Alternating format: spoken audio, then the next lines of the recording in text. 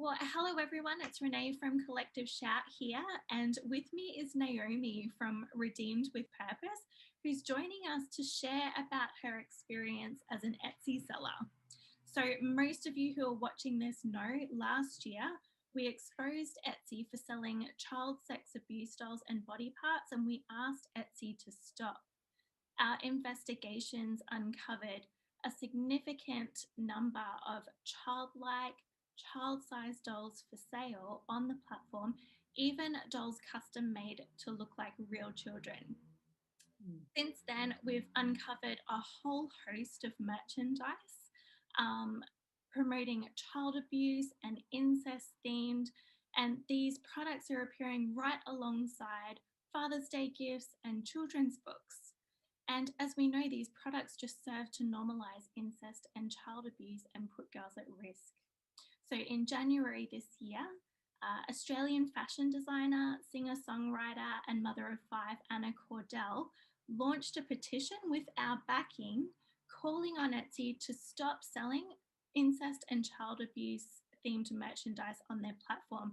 And this petition has gained over 42,000 signatures so far. So we have seen great support in calling Etsy to account, including Naomi, who has been a wonderful support and great example to others on what can be done. So, Naomi, I just want to say, first of all, thank you for your support and for sharing with us today. You're welcome. I mean, thank you guys too for bringing it to my attention because myself, like many other Etsy sellers, had no idea. And now that we know, we cannot unknow. We cannot look the other way. So I'm so happy to be part of the dialogue and part of just the culture, raising the bar and raising our voices that this is not okay. Exactly. So, to get started, Naomi, can you tell us a little bit about yourself and a little bit about Redeemed with Purpose? Yeah. First, I have to say that I started working in the front lines with a Canadian charity, working with survivors of sexual exploitation, human trafficking. And I did that for a number of years. And so that's when I became aware of the issue. And this is a cause that I'm willing to dedicate my life to. And there's always a way to be supporting survivors or fighting just the injustice of it. So I I had to quit to stay at home, raise my kids, and that was 3.5 years ago. But I couldn't stop talking about the problem. All this information, all this knowledge, all this frontline experience, I couldn't just put it away and not look at it. And so I started actually redeeming belts. That's where the name came from. Started to convert old belts from the thrift store and turn them into cuffs. And after some time, that was going fairly good. And after some time, we started into jewelry. And my purpose was to use the business as a platform to keep speaking about the sex trade, empowering consumers to make a difference with their choices. And at that early stage, I had decided to give away 100% of my net proceeds. Now I give away 50. 100 was a little bit ambitious. And so in the second year, I switched to 50% of net proceeds, which is still a sacrifice for our family, but one that we're willing to make. And so in 3.5 years, we've given away over $20,000. We choose a new charity every year. And this year's charity is Defend Dignity. And we love supporting frontline organizations that are really making a difference in this fight. Amazing, amazing. It's really encouraging to hear about everything that you're doing and the sacrifice that you're making. You're a very powerful voice in this space, and we're very happy to have connected with you. So, with Redeemed with Purpose and everything that you're doing, can you share with us a little bit about your experience of being an Etsy seller, because you've been using this platform to sell? What has it been like for you over the last few weeks or months even? Yeah, well, as soon as I became aware of the petition, which I signed right away and shared on my platform, and as soon as I was aware that Etsy has allowed this, I could not do business there. I work my tail off to give away half my proceeds. And the fact that they take a percentage of every sale, of every post, of every listing, it was hypocritical. And the people support us because we give money away. They also like the jewelry, but they really like our cause. And so it just didn't, it was like oil and water. It didn't fit. So I started to look around for other e-commerce businesses, and I started to investigate which ones have done the best due diligence in terms of policy to protect children. And you can link to the YouTube video that I did there. I looked at several of the top ones available to us here in Canada. And Etsy just does not cut it. Shopify came to the very top of my list very quickly. And so in the last few weeks, I've been in the process of setting up Shopify and leaving Etsy. I should mention, just before I left, I guess what really confirmed my decision was I was just randomly, I do most of my shopping on Etsy. So I was randomly looking for more supplies. And then I came across wrapping paper that was incest theme without a doubt. And like, let's not, it wasn't cute, you guys. It was full on incest messaging. And then also chocolate molds that were totally inappropriate, sexual acts, and just stuff that I don't need to see. Etsy says they have a mature label, which they put on certain product. So you have to click mature before you view it, but that was not the case for sure. So these two products I reported to Etsy. You have to go onto the seller's page to report it. So you're going to see all their garbage. And then once, this is really not well thought out by Etsy, once you report it, then it comes on my homepage under my top picks category.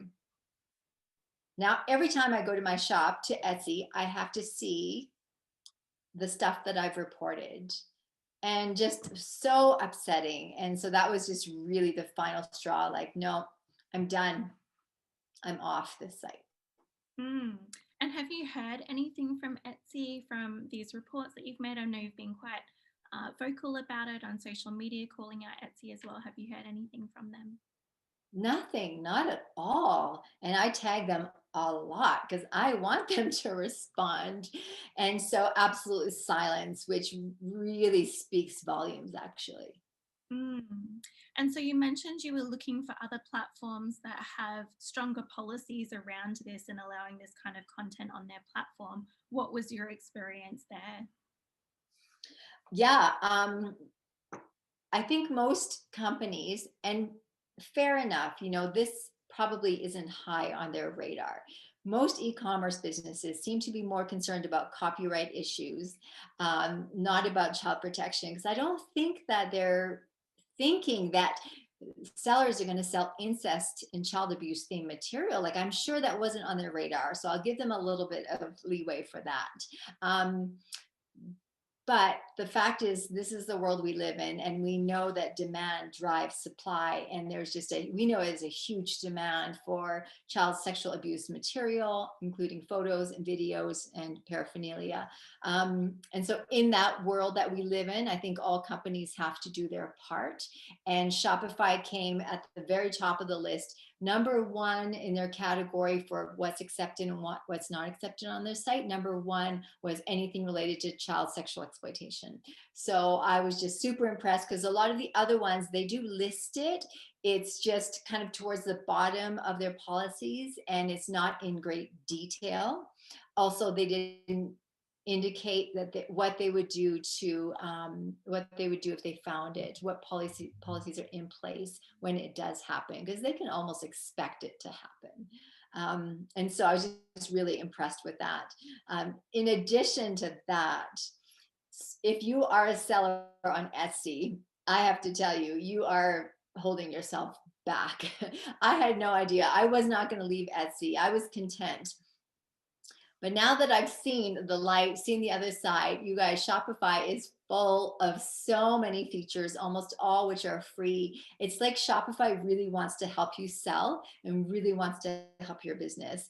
With Etsy, honestly, the image I get in my head with Etsy is it's a garage sale table. They'll give you a table and you're lucky if people come by your table. Shopify has so many features, including like pop-ups, discounts for signing up to newsletters, loyalty reward program, tipping features, which is amazing for charity. You can do really easy product videos, and almost all of these apps so far have been free. That's incredible, isn't it? So, you know, Don't compare. you wouldn't have made this move had you not been made aware of the products that Etsy was selling. So the stand that you've taken has been great, but it's also benefit you as well because you're able to move over to a platform that serves you well. Isn't that amazing? It's like, why wouldn't we move? And then let me talk costs for a minute. I did go look at my numbers because I always felt Etsy was affordable. I think because they take so little off every listing, purchase, that you don't really notice it. But I looked at my numbers from the entire last year. So all of last year, my expenses on Etsy, and that includes like my website, which was through them as well, was $2,100. Okay.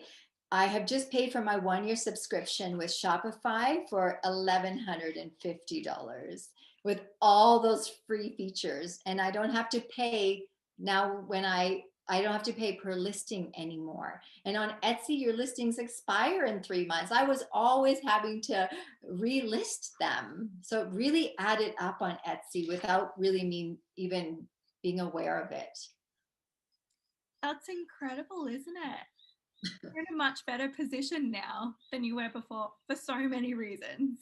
Not So just many reasons. Like, oh my goodness, it's shocking, you guys. So do some research, crunch the numbers, and yeah, if that doesn't give you incentive to leave Etsy, I don't know what would. exactly, yeah. I think it's important for people to know Etsy doesn't have the monopoly on this market, right? There are other choices out there, and there are choices that not only benefit us business wise, but we can shop there knowing that we can shop and buy there ethically. You know, we're supporting a cause that takes issues like this seriously. Yes. Now, one challenge that I'm going to face is sourcing my material. I do mainly source off of Etsy. So, what I've been trying to do is almost all the supplies on Etsy, if they're a little bit bigger, they have a website as well. So, ask for their website or look for their website, and they actually save money too if they sell off Etsy. So, message them and ask if there's any way that you can buy the product. Even if you see it on Etsy, you could still buy it off of Etsy. Yeah, that's really good for people to know. Thank you for sharing that. So, ultimately, what do you feel is most important for buyers and sellers that are currently on Etsy for them to know? What is your message for them? Think we've seen that organizations and businesses, they can be part of the solution if they want to. Sometimes they might need a little bit of public pressure so that they just make it more of a priority and a little bit more quickly. But we definitely, consumers, sellers, all of us, we have power, you guys. We have to use it. So not being silent, I think, is important. And you know what? It's so easy on Instagram. It's so easy on Instagram to call anybody out, which I know can be dangerous as well. But in this case, tagging all these companies, and let's not forget some of the big companies like Amazon is just as bad, if not worse, than Etsy. Credit card companies processing still payments on sexual abuse sites that include children, even without children. All these middlemen, all these middle companies that have been silent for too long, I think it's time to call them all out. Absolutely. We are 100% in agreement with you as Collective Shout.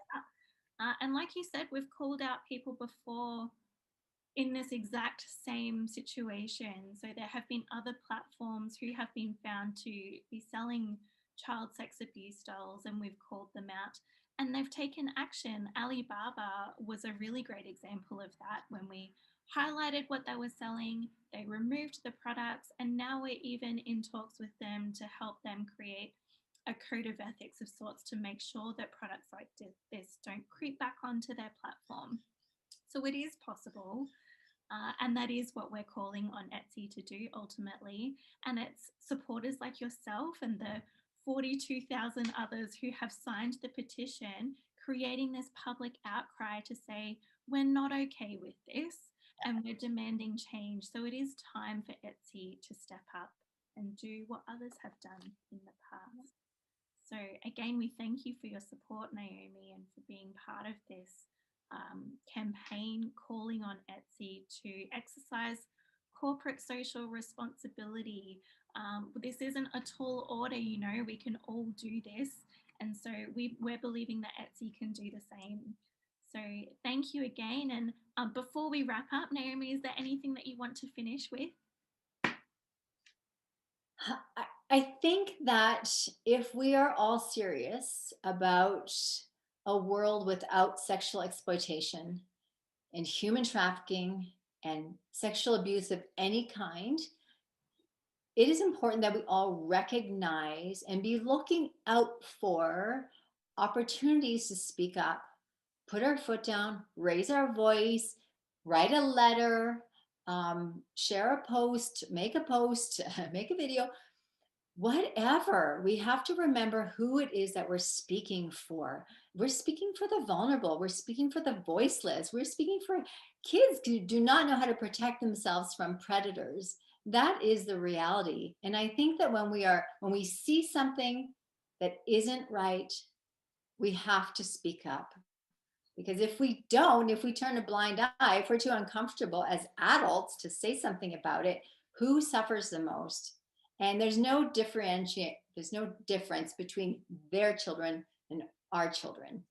Kids are kids everywhere, and especially nowadays with the internet, they're all potentially exposed to predators, because predators go where the kids are. And so I think it's all part of the culture that we have to recognize, and that we have to start speaking up and doing something about it. So whenever you guys see something isn't right with you, doesn't sit right, contact an organization, find out more, find out what your voice is, find out what you can do. And I think that if all of us kind of live in this solution space, then we won't be so overwhelmed and depressed by kind of the injustices that we see. It's actually quite empowering.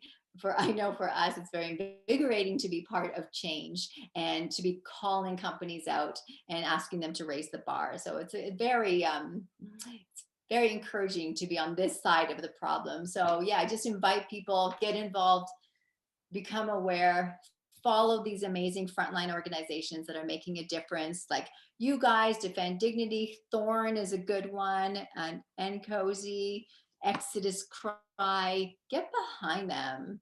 We don't have to do all the work. Let them do the work. We'll just support them.